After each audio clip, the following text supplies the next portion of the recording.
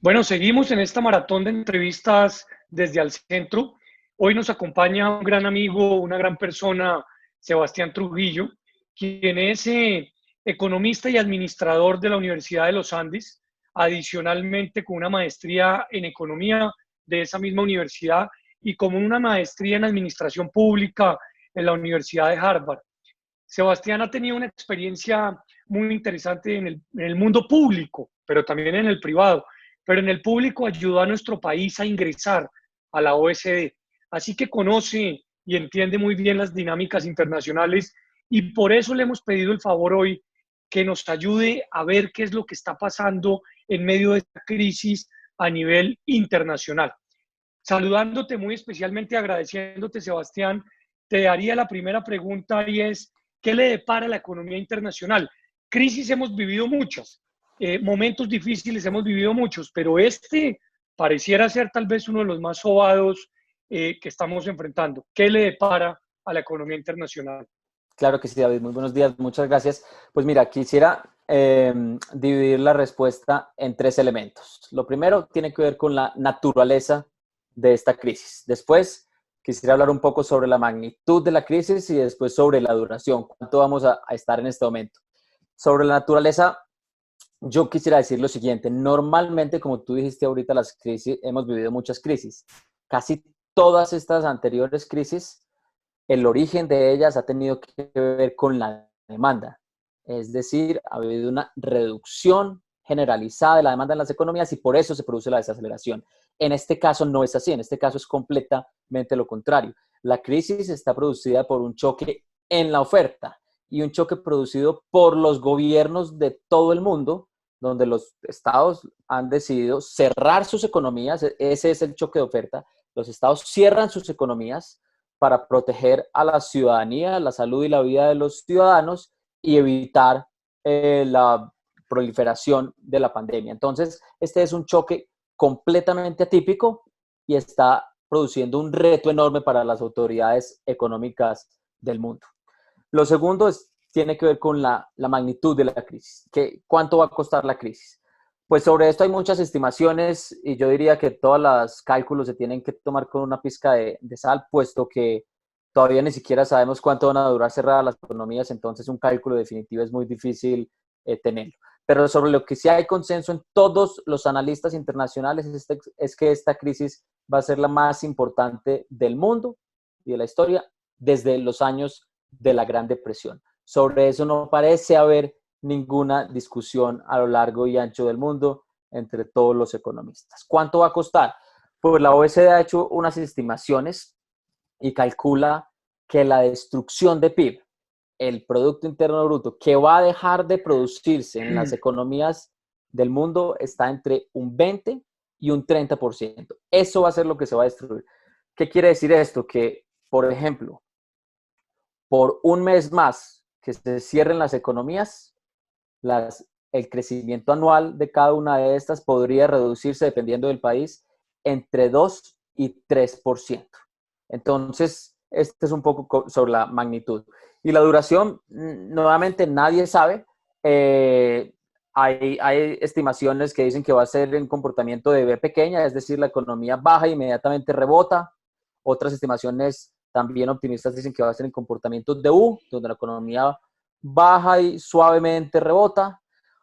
Hay otras estimaciones más pesimistas que dicen que la economía se puede quedar un buen tiempo en una recesión y no sabríamos cuándo vaya a salir. Esperemos que esta última, que es el terror de todas las autoridades económicas, no se materialice. Entiendo perfectamente y te agradezco la explicación, sobre todo la utilización de las figuras, porque sobre ello quiero hacerte una contrapregunta. Eh, que, que la economía reaccione en B pequeña o que la economía reaccione en U es muy positivo para, digamos, el globo y para las economías en general. Pero para los países en vía de desarrollo, tanto la B como la U son, digamos, muy complejas desde el punto de vista de estabilidad, ¿cierto? Completamente. Los estados de las economías en vía de desarrollo tienen una capacidad de respuesta mucho más limitada que las economías avanzadas, Europa y Estados Unidos. Entonces, en estos países, suplir la demanda de los ciudadanos y de las empresas con un choque tan abrupto sería mucho más complejo. Pero en todo caso, el comportamiento en B pequeña y en U sería mucho más benéfico para el globo y para todos los países que una crisis generalizada en L o incluso como lo fueron otras crisis en W, donde la economía cae, después trata de repuntar y no es capaz, vuelve a caer varias veces hasta que después de varios años se recupera. Ese es otro escenario. Entonces, en cualquier circunstancia, los primeros dos escenarios, la B y la U pequeña y la U, siempre serían los mejores para el mundo. Bueno, una segunda pregunta, a ver si en medio de esta situación vemos con optimismo algunas alternativas, y es, ¿qué opciones hay? ¿Qué posibilidades tienen los gobiernos de ver cómo se reactiva esto en el entendido, pues que vamos a estar, digamos, muy resentidos durante mucho tiempo? Claro, todo el mundo habla de vacunas, todo el mundo habla de otro tipo de expectativas, pero mientras que eso sucede, ¿qué hacer? ¿Cómo ver estas posibilidades que creo son limitadas? Claro que sí, David. Mira, en materia económica, los estados modernos tienen básicamente dos instrumentos. El primero de ellos tiene que ver con los bancos centrales y la política monetaria, y el segundo con lo que hacen los gobiernos, es decir, la política fiscal. En política monetaria, los bancos centrales tienen dos herramientas. Una, bajar las tasas, que ya lo están haciendo todos los países del mundo, con la salvedad que en los países ricos las tasas ya estaban casi en cero al momento de la crisis, entonces el margen de maniobra es muy limitado. En Colombia todavía tenemos posibilidad de seguirles bajando. Y la otra herramienta que tienen los bancos centrales es inyectarle liquidez a la economía, imprimir dinero para que llegue a la economía. Sobre esto, los bancos centrales lo están haciendo de la manera más tradicional y ortodoxa, y hay un debate enorme y muy sumamente interesante entre los economistas si los bancos centrales van a dar el salto hacia la emisión primaria y hacia prestarle dinero a los gobiernos para que gasten directamente. Ese es el debate actual y eso es lo que está por verse. En el segundo frente, en el frente de los gobiernos, la política fiscal, todos los gobiernos también ya han tomado medidas de manera inmediata, unos mucho más rápido y en mayor magnitud que otros, pero todos están en la misma dirección. Y nuevamente, para poner un orden de magnitudes, el paquete de rescate que aprobó hace 2 semanas el Congreso americano, que mandó el gobierno al Congreso americano, cuesta 10% del PIB americano, es decir, 2 trillones de dólares. Simplemente para ilustrar, hace 10 años en la crisis financiera, el paquete que pasó Obama al Congreso y que fue aprobado fue 1 trillón de dólares, la mitad del paquete actualmente aprobado. Y en este caso, en la actual crisis del coronavirus, el Congreso lo aprobó casi que por consenso, el Congreso americano, es decir, republicanos y demócratas. Eso quiere decir que allá todos entienden la magnitud del reto económico que se están enfrentando. En otros países los paquetes de ayuda han sido similares. En Francia el paquete de ayuda del gobierno de política fiscal es 16%, en Alemania supera el 20%, en Chile el 4%, en Colombia estamos todavía en 0.4%, pero creo que hay que darle un margen, un compás de espera a la autoridad fiscal porque claramente van a venir más recursos. ¿Cómo se utilizan estos recursos? ¿Cómo los está utilizando los gobiernos? Pues lo primero que todo, para ayudarle a las familias que se están quedando desempleadas o que no están produciendo, hay que llegarles con transferencias directas y así lo están haciendo todos los gobiernos. Transferencias directas de efectivo o subsidios al desempleo. Los subsidios normalmente están en los países desarrollados, en Europa y en los Estados Unidos. El otro paquete de ayudas tiene que ver con las empresas. Los gobiernos tienen que ver cómo hacen para salvar a las empresas que no están produciendo y que tienen unas necesidades de liquidez de caja enorme. Entonces, ese es el otro paquete. ¿Alternativas cuáles? Los gobiernos todos han implementado todo tipo de alternativas. Una de ellas, créditos en condiciones muy favorables con garantías de los estados o créditos subsidiados por los gobiernos. Otra de ellas, por ejemplo, tiene que ver con pagar la nómina de las empresas. Es decir, el empresario va a donde el gobierno y le dice, esto vale mi nómina, yo no he hecho a nadie, solamente si usted me lo paga. Eso están haciendo gobiernos como el canadiense o el gobierno danés. En Dinamarca también están implementando esta propuesta.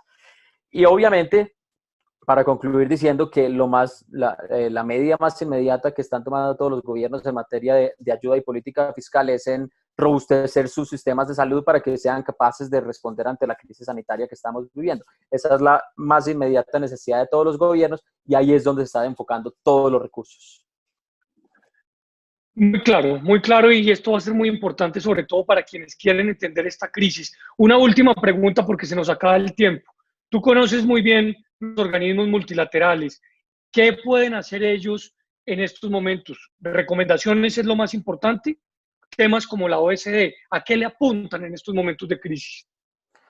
Uno, recomendaciones como la OECD. La OECD está tratando de dar recomendaciones a los países sobre cómo enfocar mejor sus políticas fiscales para que sean mucho más efectivas en el lado sanitario y en el lado fiscal, para lograr que las economías se recuperen de la manera más rápida posible y el camino sea lo menos tortuoso posible.